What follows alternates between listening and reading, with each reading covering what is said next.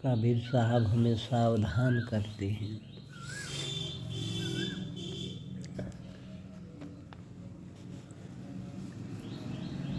कि कनक कामिनी में एवं प्राणी पदार्थों में विमोहित नहीं होना, सबसे अनाकृष्ट होकर अपने स्वरूप में स्थित होना।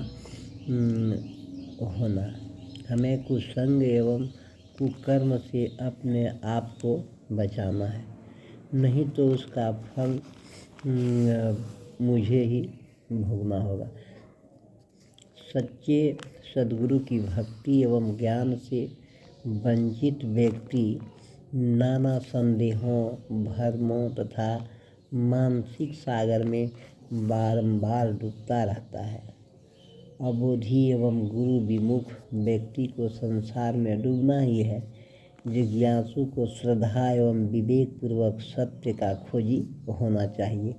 गुरु का उपदेश है कि इंद्रियों के भोगों का त्याग करो।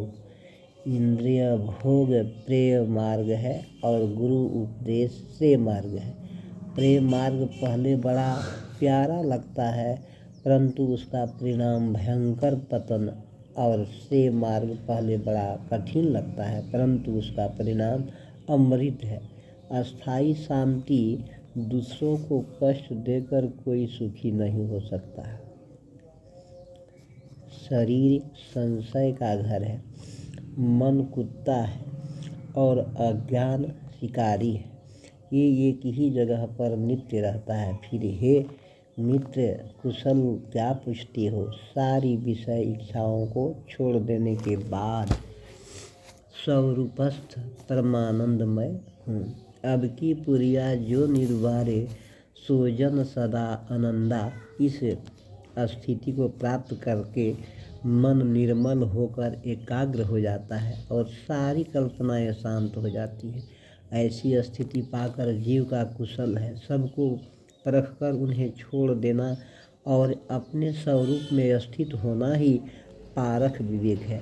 अपने स्वरूप से अलग कुछ अवश्य है, जिसका विचार करके उसको अलग होने की बात कबीर साहब बताते हैं। वह है जड़ दृश्य। जड़ से अलग होकर ही अपने स्वरूप में स्थित हो सकती है। चाहे जितना समझाओ, मूर्ख नहीं चेत सकता है। इसलिए जिस व्यापार में अपना और दूसरों किसी का भी लाभ न हो, वह क्यों किया जाए। कबीर साहब कहते हैं कि माया मोह से जागो, हृदय की आँखें खोलो। स्व तथा पर दो सत्ताएं हैं। स्व का विस्मरण तथा पर का मोह ही पीड़ाप्रद है, और स्व का अनुराग और पर का विराग सुख का मूल है। संसार में पूर्ण अनासक्त होकर स्वरूप स्थिति में ठहरने से ही जीव अस्थाई सुखी हो सकता है। जिसके हृदय में आत्मज्ञान, आत्मविश्वास तथा आत्मनियंत्रण नहीं है, उसका उद्धार करने वाला दूसरा नहीं है। जो भौतिक बल छोड़ देता है, उसका आत्मिक बल अपार हो जाता है। जिसने वास्तविकता को समझकर सारे अहंकार को छोड़ दिया और भोला भाला बन गया, वह ज्ञानी पुरुष सब की पकड़ से बाहर हो जाता है। अपने आप को चारों ओर से समेट लेना ही मोक्ष है। सतगुरु कबीर साहब की जय।